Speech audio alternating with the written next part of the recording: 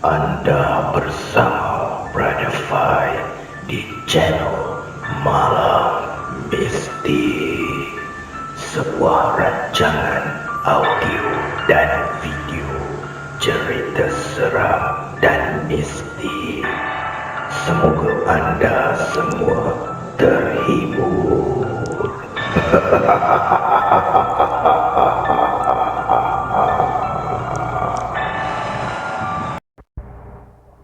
Apa kabar para pendengar Malam Mistik? Pada malam ini, Brother Fai akan kongsikan kepada anda kisah yang datangnya daripada karya Umi Aira Aqila. Kisah yang bertajuk Dapur Kamu, Dapur Saya Juga. Tapi sebelum itu, Brother Fai ingin mohon ampun dan maaf kepada anda semua sekiranya ada sesetengah perkataan yang Brother Fai agak terpelat sedikit. Disebabkan pada malam ini Brother Fai ada tumbuh ulcer di bahagian lidah. Sama macam tok guru kita di JKC yang pernah dia alami dulu kan. Begitulah yang sekarang ni Brother Fai alami. Bila tergigit lidah tu, rasanya lebih kurang bunyi dia macam ni. Macam tu lah bunyinya. Mohon maaf ya semua kalau ada sesetengah perkataan tu macam agak terpelat sedikit lah. Okay. Baiklah, kita berbalik kepada kisah Dapur Kamu, Dapur Saya Juga.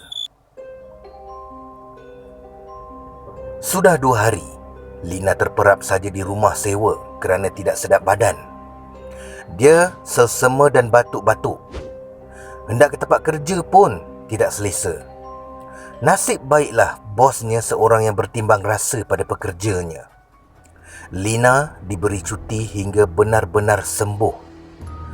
Sepanjang dia terperap di rumah, Lina selalu mendengar bunyi pelik dalam rumah, tidak kira waktu siang atau malam. Sebelum ni, tidak pernah pula dia mendengar bunyi pelik tersebut. Bunyi pelik tu kedengaran dari arah dapur, seperti ada seseorang yang menyelongkar di situ. Mulanya, Lina ingatkan Sarah, teman serumahnya yang balik. Namun, bila dia pergi ke dapur, tiada sesiapa yang kelihatan di situ. Tiada juga tanda-tanda ada barang diselongkar. Semuanya dalam keadaan seperti biasa, kemas saja. Lina pun beranggapan mungkin dia berhalusinasi, memandangkan dia tidak sihat dan dia berseorangan pula. Tengok tu. Mungkin juga itu bunyi tikus yang cuba hendak mencari makanan. Malam itu, Sarah balik awal dari kerja. Ada jugalah teman Lina berborak malam ni sebab mereka sebelum mereka tidur lah maksudnya. Dia bosan keseorangan di rumah sepanjang dia tak sihat ni. Awak okey ke Lina? Rakan-rakan kita semua asyik bertanya pasal awak aja. Diorang rindulah tu. Sebab tak ada artis di kedai tu, tanya Sarah sambil melabuhkan punggung di atas katil. Mereka ni berkongsi bilik. Rumah sewa mereka ada 2 bilik, tetapi mereka lebih suka berkongsi bilik. Ada jugalah teman berborak sebelum tidur. Pasal jadi artis lah ni, saya sakit tekak. Asyik batuk memanjang je. Hidung pun tersumbat dah ni. Kata Lina sambil menggosok hidung yang terasa gatal.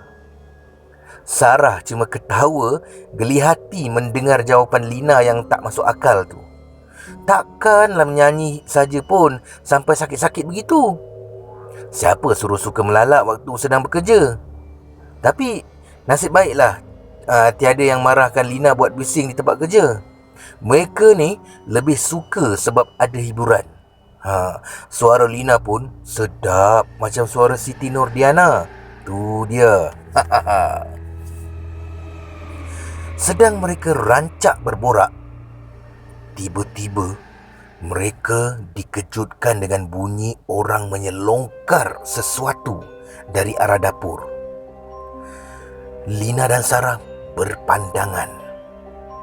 Mereka terdiam sambil mengamati bunyi itu. Hei, apa benda bunyi dekat dapur tu? Ada pencuri ke? Sarah mula ketakutan. Dia mendengar dengan jelas, seolah-olah ada orang sedang makan. Bunyi mengunyah dengan rakus, begitu jelas kedengaran.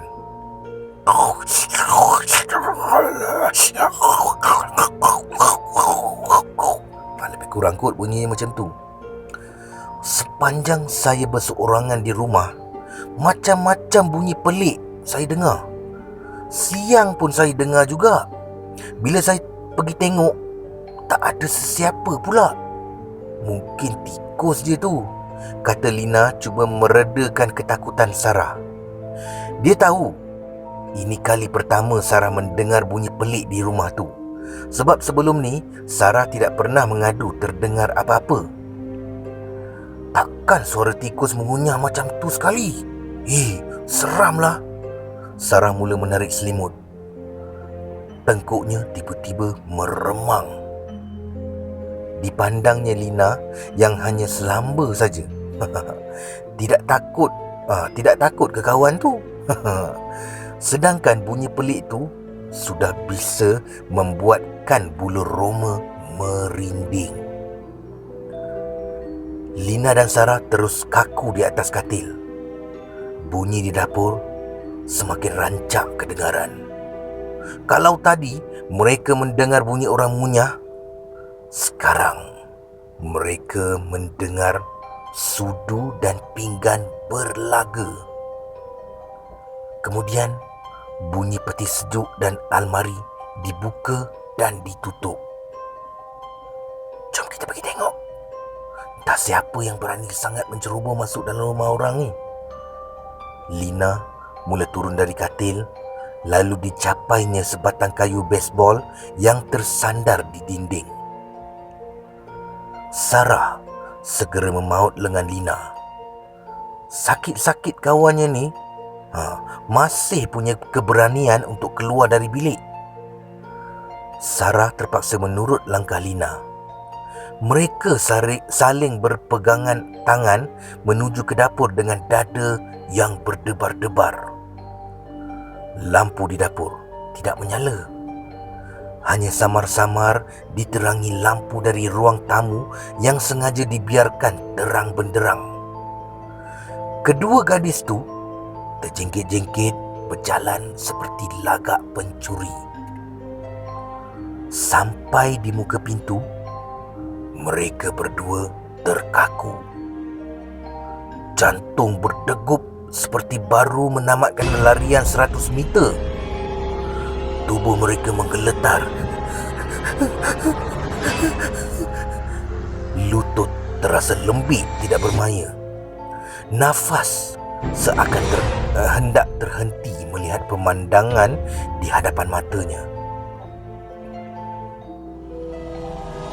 Satu susuk tubuh berpakaian serba putih, rambut mengerbang dengan wajah pucat lesi, sedang duduk mencangkung di lantai menghadap mereka.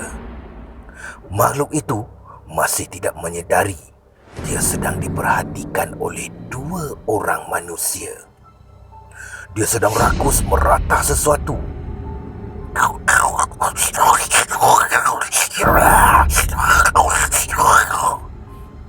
Kelihatan cecair merah menitis ke lantai.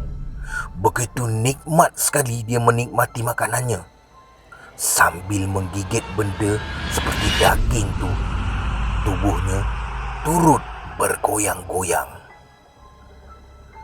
Seketika kemudian, kunyahannya terhenti. Mata yang merah mencerlung tajam ke arah dua orang gadis yang masih setia berdiri di muka pintu. Makhluk tu menyeringai, menampakkan giginya yang merah berlumuran darah. ada 2 taring di kiri dan kanan mulutnya. Makhluk itu tiba-tiba menderam seperti bunyi seekor haiwan.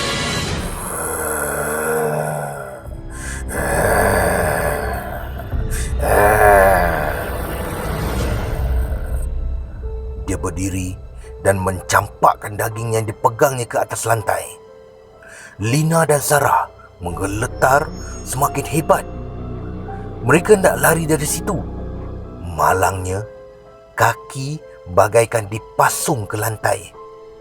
Hendak menjerit, mulut seolah-olah dikunci. Makhluk itu melangkah perlahan ke arah mereka.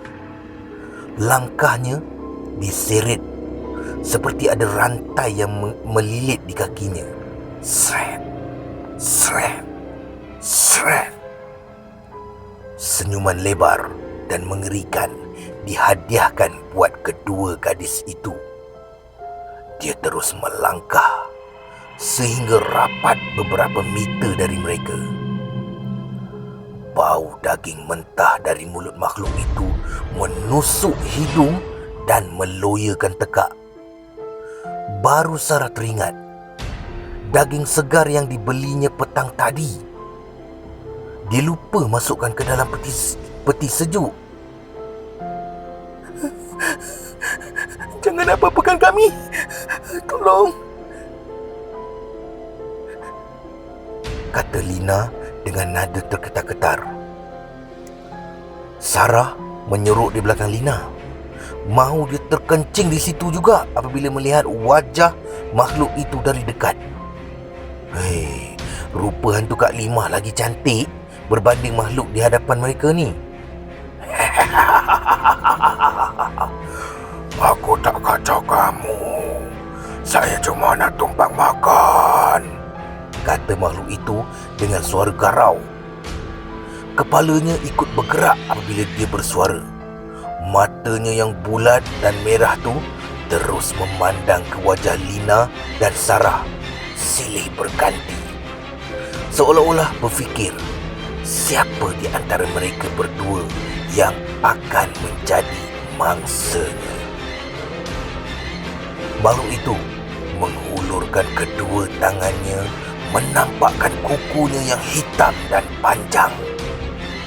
Sarah terus rebah dan terlentang ke lantai, sebaik saja melihat makhluk itu bergerak lagi mendekati mereka. Sarah pingsan, tidak berkutik lagi. "Sarah, bangun, bangun!" Lina terus menggoncang tubuh Sarah, namun temannya tu tidak bergerak sedikit pun. Lina menoleh ke arah makhluk itu. Dia takut sekiranya makhluk itu tiba-tiba menerkamnya dari arah belakang. Badan Lina sudah bermandi peluh. Dia hendak lari dari situ, tapi tidak mungkin dia hendak meninggalkan Sarah seorang diri dalam keadaan pingsan. "Dapur kamu, dapur saya juga. Saya akan selalu datang ke sini." Lembaga itu terus melayang keluar melalui jendela yang terbuka, meninggalkan bau busuk yang meloyakan tekak. Lina hanya mampu memandang makhluk itu menghilang di sebalik jendela. Entah bila jendela itu terbuka, dia pun tidak tahulah.